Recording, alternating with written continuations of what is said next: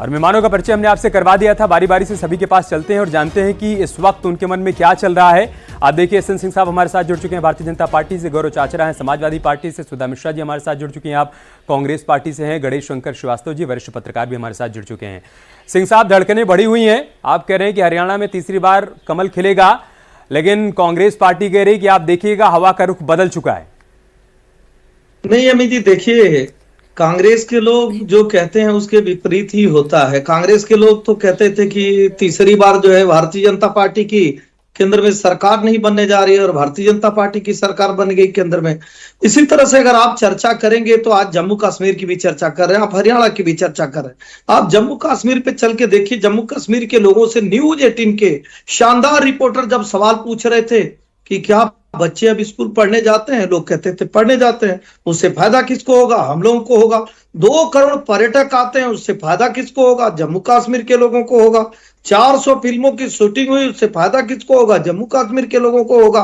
बनिहाल तक जो बड़े बड़े सुरंगों का निर्माण करके और इंफ्रास्ट्रक्चर डेवलपमेंट का काम किया गया, रेलवे लाइनें बिछाने का कार्य किया गया, पहाड़ों पे जहां पे पानी जा नहीं सकता था, जहां बिजली जा नहीं सकती थी, वहां पे भी सरकार ने इस तरह से बुनियादी ढांचे में विकास किया। उन बुनियादी ढांचे के विकास के नाते लोग भारतीय जनता पार्टी के साथ जुड़े। और तो तिरंगा सिंह साहब, जो आप विकास के तमाम दावे कर रहे हैं, इसी दौरान हरियाणा का जो एग्जिट पोल आया है वो आपके लिए बहुत सुकून देने वाला नहीं है। कांग्रेस को यहां पर पूर्ण बहुमत मिलता हुआ दिखाई दे रहा है, तकरीबन 59 सीटों पर कांग्रेस पार्टी की जीत के संकेत मिल रहे हैं। अमित जी देखिए, ये आपने भी अभी शुरू में कहा कि ये एग्जिट पोल है, फाइनल रिजल्ट 8 तारीख को आएगा। और एक जीता जागता उदाहरण आपको दूं, छत्तीसगढ़ में सभी एग्जिट पोल दिखा रहे थे कि वहां जो है वो कांग्रेस की सरकार पुनः आ रही है। ऐसा नहीं हुआ।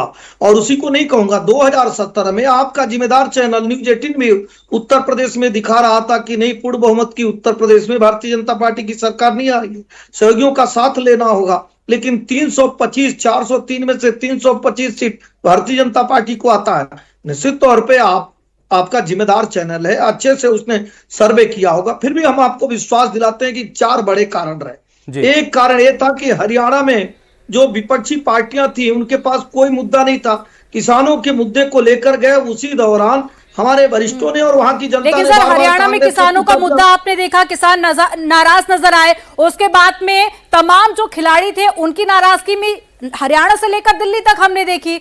और साथ ही आप छत्तीसगढ़ का यहाँ पर जिक्र कर रहे हैं, तो छत्तीसगढ़ में कांटे की टक्कर थी उस वक्त, अंतर इतना ज्यादा नहीं था। लेकिन जो अभी रुझान सामने आए हैं एग्जिट पोल के, उसमें अंतर बहुत ज्यादा है। बड़ी सुंदर बात गगन जी आपने पूछा।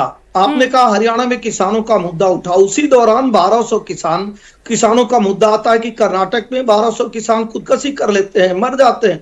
उसपे जब सवाल पूछता है न्यूज 18 का जिम्मेदार चैनल, जिम्मेदार रिपोर्टर जब सवाल पूछता है तो न राहुल गांधी जी जवाब देते हैं, न प्रियंका गांधी जी जवाब देती हैं, और न कांग्रेस का कोई वरिष्ठ नेता जवाब देता है। तो लोगों के मन में एक भय व्याप्त हुआ कि कांग्रेस की कथनी और करनी में अंतर है। कांग्रेस कहती है, वादे तो करती है, लेकिन बगल राज्य आज हिमाचल के हालात को देखकर हरियाणा के लोगों को लगा नहीं भारतीय जनता पार्टी। 2 सवाल आपसे, पहला तो ये, क्या किसानों की और खिलाड़ियों की नाराजगी बीजेपी दूर कर पाई?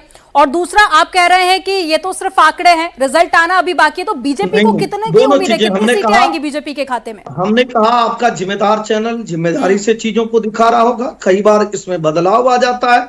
और हमने कहा कि भारतीय जनता पार्टी के जितने वरिष्ठ गण गए उन्होंने कहा किसानों के लिए जो कार्य भारतीय जनता पार्टी ने किया, एमएसपी देने का भी बात हो या किसानों को सम्मान निधि देने का, वो कोई सरकार ने की। बीजेपी ने भी तो इंटरनल सर्वे किया होगा ना, कितनी सीटें हैं जहां से उम्मीदें हैं? देखिए, भारतीय जनता पार्टी हरियाणा में भी और भारतीय जनता पार्टी जम्मू कश्मीर में भी पूर्ण बहुमत की सरकार बना रही है। रही बात सीटों की, तो सीटों के अंक गणित, जो ये कहावत है ना कि जो जिसका होता है वही उसको न चाहे तो अच्छा लगेगा।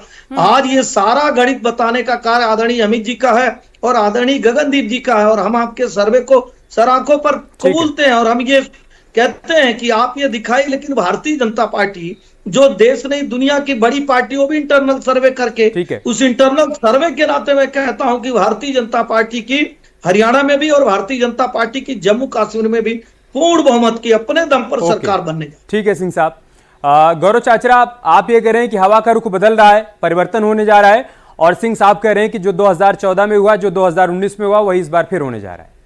जी बिल्कुल, हवा का रुख तो 4 जून को ही बदल गया था जब 2024 के नतीजे आए थे।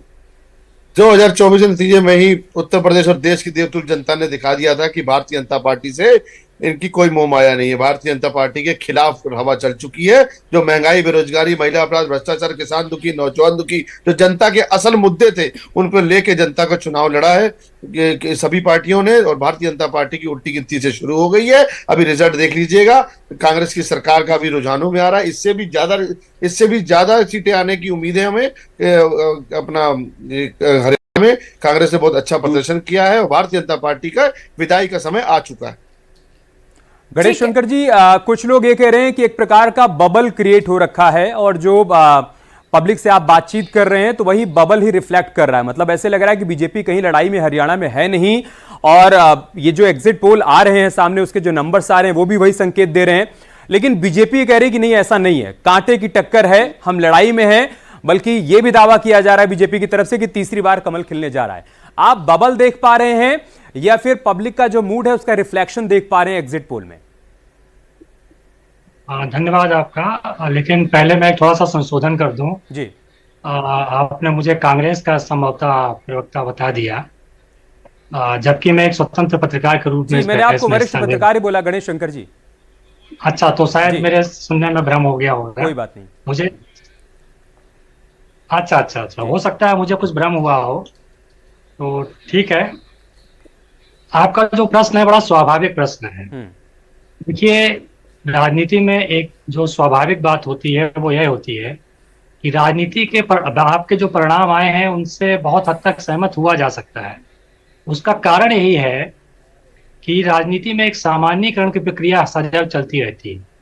आप हरियाणा में देख रहे हैं कि पिछले कुछ समय से जो हमारे सामान्य मुद्दे हैं, रोजगार के, बेरोजगारी के, महंगाई के, वो तो अपने स्थान पर यथावत रहते ही हैं, किंतु उसके साथ साथ कुछ भावनात्मक मुद्दे भी आप देखेंगे। किसानों के, पहलवानों के, महिलाओं को लेकर के जो संवेदनशील मुद्दे हमारे सामने पिछले दिनों आए हैं, वो निश्चित रूप से वोटर के मनोभाव को, मस्तिष्क को प्रभावित करते हैं जी। और अंततः उसके परिणामों में कुछ परिवर्तन देखने को मिलता है। एक तो ये, दूसरा ये है कि जो सरकार 10 साल से काम कर रही है और काम करने के बाद इतने सारे विरोधों के बीच में एक आप कह सकते हैं कि सरकारी जो विरोधाभासी स्थितियां बनती हैं, वो कहीं ना कहीं वोटर को परिवर्तन की ओर प्रेरित करती है। और वो परिवर्तन की ओर प्रेरणा जब मिलती है तो वो उसका समर्थन और लोगों का मिलता चला जाता है। अगर एक पक्ष असंतुष्ट है तो दूसरा पक्ष भी उससे अपनी सहमति जताते हुए उसको गति प्रदान करता है। तो मुझे लगता है कि ये जो 59 सीट आपके एग्जिट पोल में आ रही हैं, इनसे मैं बहुत कुछ हद तक 60-65% तक सहमत हो सकता हूँ। सिंह साहब, लेकिन एक चीज और समझनी होगी। जैसे आपने पिछले दिनों कुछ राज्यों के चुनाव देखे, वहां हमने देखा कि हम देख रहे थे कि कांग्रेस की एक लहर बन रही थी और ऐसे ही भावनात्मक मुद्दों पे कांग्रेस का लग रहा था कि वो विजयी हो सकते हैं, किंतु परिणाम आपने देखे कि उतने अनुकूल नहीं रहे। ठीक है सिंह साहब, तो अभी थोड़ा मैं इंतजार करना पड़ेगा। देखिए, हमारे जो वरिष्ठ सहयोगी हैं यहाँ पे, जो पत्रकार जर्नलिस्ट, सीनियर जर्नलिस्ट बैठे हुए हैं, वो चूंकि हरियाणा गए होंगे तो एक चीज को समझे होंगे। वहां 2 मुद्दा बहुत ही हावी था, 2005 गोहाना कांड और 2010 में मिर्चपुर कांड, और दोनों दलितों पर अत्याचार हुआ था, दलितों के घर जलाए गए। और तो दोनों समय में कांग्रेस की सरकार थी। जब वहां के लोग पूछते थे कि भाई कांग्रेस की सरकार में तो दलितों पर अत्याचार हुआ, और कांग्रेस के ही सरकार में चाहे फरीदाबाद में, हरियाणा में, गुड़गांव में, रेवाड़ी में, झज्जर में, सोनीपत में, पानीपत में वो जमीनों का घोटाला हुआ। क्या भारतीय जनता पार्टी पे आप इस तरह का कोई आरोप लगा पा रहे हैं? बोले नहीं। एंटी इनकम्बेंसी क्या मतलब? 10 साल आपका शासन काल खंड रहा, इस नाते लोग आपसे नाराज है। क्यों नाराज होंगे भाई? 20 साल से हम मध्य प्रदेश में है, 30 साल से हम गुजरात में है, 10 साल जो है उत्तर प्रदेश में भी होने जा रहा है, उत्तराखंड में भी होने जा रहा है। तो ये बात नहीं बनी। तीसरी बात मैं कहूंगा सबसे बड़ी, जब राहुल गांधी जी कोई बात कहते हैं तो उसको लोग बड़े धैर्य से सुनते हैं, क्यों? विपक्ष के नेता हैं। अब राहुल गांधी जी विदेश में जाकर एक बयान देते हैं। राहुल गांधी जी कहते हैं कि भारत में तो लोकतंत्र खतरे में पड़ गया है और यहाँ जो हमारे सिख हैं वो पगड़ी पहन के और गुरुद्वारे में जा नहीं सकते हैं। इसका बहुत बड़ा रिएक्शन होता है हरियाणा में। हरियाणा के लोगों ने कहा इतना मतलब विपक्ष का नेता जिस पे हम भरोसा करने चल रहे हो इतना बड़ा झूठ बोल रहा। चौथा कारण बनता है हिमाचल और कर्नाटक। हिमाचल में तो आपको तनख्वाह देने के पैसे नहीं, आपने जो वादा किया वो पूरा नहीं किया। हरियाणा में जब आप वादा करने जाते हो अभी तो चुनाव हो गया ना, अभी तो ईवीएम में वोटिंग कोई औचित्य नहीं है। आप जाइए अपनी विवेचना एक सेकंड चाचर साहब आप काउंटर करिएगा, लेकिन उससे पहले जम्मू कश्मीर के जो नंबर्स आए हैं वो हम दिखा देते हैं। महा एग्जिट पोल में बीजेपी के खाते में 29 सीटें जाती हुई दिखाई पड़ रही हैं, एनसी के खाते में 29, पीडीपी के खाते में 6 सीटें जाती हुई दिखाई पड़ रही हैं, कांग्रेस के खाते में 4 और अदर्स के खाते में 22 सीटें जाती हुई दिखाई दे रही हैं। ये फिलहाल रुझान है, ये महा एग्जिट पोल के जो संकेत हैं वो हम आपको बता रहे हैं। जो अभी तक जिन चैनल्स के नंबर्स आ गए हैं वो हम दर्शकों के सामने रख रहे हैं। चाचरा साहब, त्रिशंकु वाली स्थिति बनती हुई दिखाई दे रही है जम्मू कश्मीर में, मतलब वहां पर नेशनल कॉन्फ्रेंस और कांग्रेस पार्टी का जो गठबंधन है वो भी पूर्ण बहुमत से काफी दूर है। अगर ऐसा होता है तो फिर आगे क्या संभावना देख पा रहे हैं? किन किन संभावनाओं पर आप लोगों की तरफ से विचार विमर्श किया जा रहा है? देखिए, समय आने दीजिए, समय आने में सब कुछ क्लियर हो जाएगा। जैसे ही रिजल्ट आएगा सारी संभावनाएं क्लियर हो जाएंगी। जो भी हाई कमांड डिसीजन होगा वो सर पर ही होगा। हाँ, लेकिन इससे पहले सोर्सेज के हवाले से खबर ये भी आ रही थी कि शायद एनसी और बीजेपी के बीच में कोई बातचीत चल रही है। एनसी ने हालांकि उसका खंडन किया। सिंह साहब, ऐसा कुछ चल रहा है क्या? क्योंकि मैक्सिमम नंबर्स आप दोनों के ही खाते में जा रहे हैं, बीजेपी और एनसी के। अमित जी देखिए, भारतीय जनता पार्टी हरियाणा में भी और भारतीय जनता पार्टी जम्मू कश्मीर में भी मैं आपको चुनौती देते हुए कहता हूं अपने दम पर सरकार बनाने जा रही है। क्योंकि उस समय क्या हुआ, कांग्रेस के लोग जाके एक बंटवारे की बात कहे, उसको आपको समझना होगा। वहां उन लोगों ने कहा कि जम्मू के लोगों को ज्यादा फायदा होगा, कश्मीर के लोगों को नहीं फायदा होगा। दूसरा क्या हुआ, इस बार जो दलित हैं, गुर्जर हैं, बकरवाल हैं, उनको भी आरक्षण देने का कार्य भारतीय जनता पार्टी की सरकार ने किया। तीसरी बात की जो वोटिंग राइट था और रिफ्यूजियों को वोटिंग राइट नहीं था, इस बार कश्मीर में और जम्मू में जो रिफ्यूजी है उनको वोटिंग राइट मिला।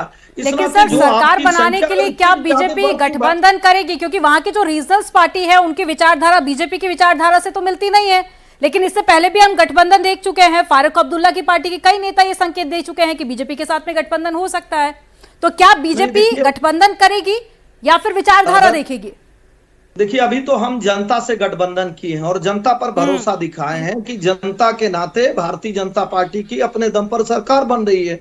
आगे अगर कोई परिस्थिति बनती है तो निश्चित तौर पे हमारे वरिष्ठगण उस पर फैसला करेंगे। सुधा जी भी हमारे साथ जुड़ चुके हैं कांग्रेस पार्टी से, एक रिएक्शन उनका भी ले लेते हैं। सुधा जी, हरियाणा से तो शुभ संकेत आप लोगों के लिए दिखाई पड़ रहे हैं, लेकिन जम्मू कश्मीर में बहुत अच्छी स्थिति नहीं है। वहां पर जो टैली बता रही है, जो संकेत दे रही है, त्रिशंकु वाली स्थिति वहां पर बन रही है। क्या क्या संभावनाएं आप लोगों के मन में चल रही हैं और हरियाणा को लेकर आपका रिएक्शन? देखिए, एग्जिट पोल जो भी आ रहा है उसके कुछ कहने से पहले जरूरी है कि हम देख लेते हैं कि चुनाव में जो नतीजे आएंगे वो हमारे सामने ही आएंगे। क्योंकि लोकसभा के चुनाव के एग्जिट पोलों ने दिखा दिया है 400 के पार होते होते लोग कहां तक पहुंच गए थे। तो हो सकता है कहीं हमारे अच्छा दिखा रहा हो, कहीं खराब दिखा रहा हो, लेकिन हम इंतजार करेंगे कि जो नतीजे हैं हमें दिख जाए, में आ जाए। फिर कश्मीर में या फिर पूरे भारत में या जहां भी सरकार पिछले 10 वर्षों में केंद्र की रही है, इनकी जो नीतियां हैं, जो इनकी कुनीतियां हैं, जो इनका जुमला है, ये हर जगह कहीं ना कहीं जिस तरह से जनता के सामने आया है, जनता उसको फोटो में तब्दील करके दे रही है। और हमें इंतजार उस दिन का है कि जब ये चीजें सामने आ जाएंगी, कौन कहाँ पे कितने पानी में, तो अपने आप दिख जाएगा। तो जल्दबाजी में कुछ बोलना, क्या आप भी जानते हैं कि इस देश में चाहे हरियाणा हो चाहे कश्मीर हो, सबके सब उस चीज का बदलाव चाहते हैं जो का ये कश्मीर में चुनाव करा ही नहीं पाए थे 10 सालों में और बातें बड़ी बड़ी करते रहे। जनता इनको जवाब देगी, लोकसभा में दे चुकी है, यहाँ भी देगी। और जिस तरह से रह रहे के बारे में चीजें हो रही है, चीजें आ रही है, जो खबरें बार बार निकल के आती है कि इनके मंसूबे कभी अच्छे नहीं थे, जनता इनके मंसूबों को पहचान चुकी है। हम इंतजार कर लेते हैं, इसी बात पर हम समाप्त हुए कर लेते हैं। समय इतना ही था। बहुत बहुत शुक्रिया आप सभी का हमारे साथ जुड़ने के लिए, इस चर्चा का हिस्सा बनने के लिए। तो आज हमने एग्जिट पोल की तस्वीर आपके सामने रखी। एग्जैक्ट पोल के लिए आपको 8 अक्टूबर तक का इंतजार करना होगा। उस दिन भी असल आंकड़े आपके सामने होंगे।